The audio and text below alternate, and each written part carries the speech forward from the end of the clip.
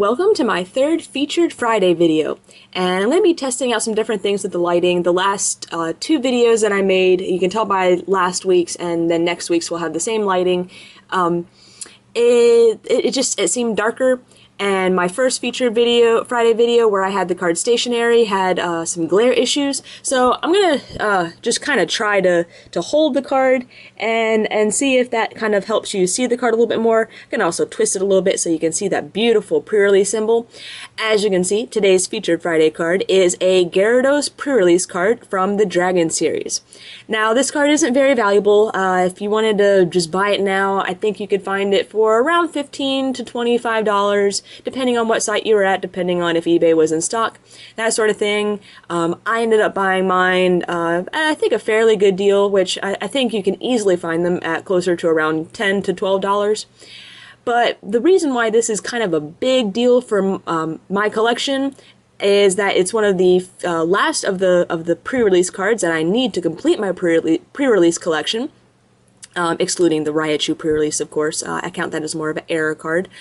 Anyways, but the reason why this is such a big deal is because there were two Gyarados that were printed as pre-release cards, and so every time I tried to trade for this card, I would always end up with the same one. There was a Dark Gyarados that was a pre-release for the Team Rocket set, and it actually wasn't I don't really consider it a true pre-release card. This is similar to the pre-releases that we have today, a pre-release card that you get from attending a pre-release tournament. Now the first four pre-release cards, I can actually check them real quick, but the first few pre-release cards actually did not, or were not given out by going to a pre-release tournament.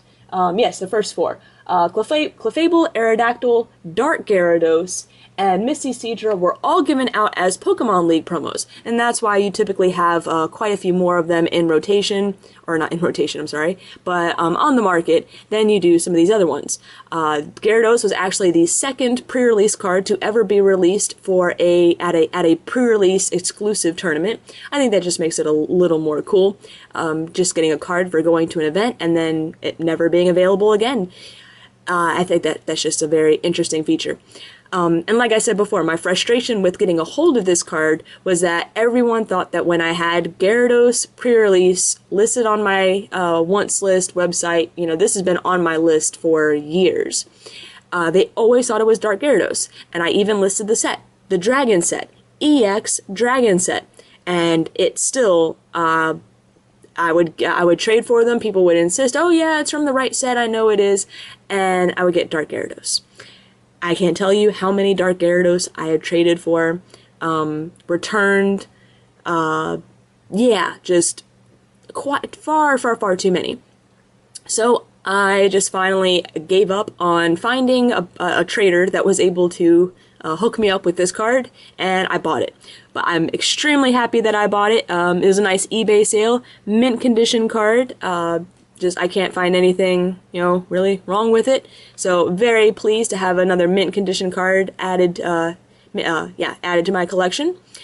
And other than that, there's really not too much else to say about this card. Like I said, second pre-release card to be given out at a tournament. I believe it was the sixth, yeah, it'd be the sixth actual pre-release card to be officially released. Playability-wise, I really don't think this card was anything big, which is maybe why we don't see too many of them. You know, they weren't a big thing. Probably a lot of collectors had them. And even if you go on eBay, while this is, like I said, it's a cheap card, you know, 10 to 20 bucks. But sometimes there have been many times that I've searched eBay for it, and there have been no Dragon Gyarados pre-release cards available. It's just kind of a weird thing to hunt down. So that's why I think I'm pretty excited to be able to add this into my collection. And I only have a small handful of pre-release cards that I still need to track down. So maybe within the next few months or so, I can actually give a complete set. Like I said, I don't consider the the base set Raichu to be part of the pre-release collection. That's a big error card. I'm thinking more of just the actual ones that were released. So, yeah, this may be the start of a soon-to-be complete collection, which, you know, I'm a set collector, so that's very exciting. So I think that covers the basics of this card. Stay tuned for next week, where I'll have another really awesome card to check out that I've recently added to my collection.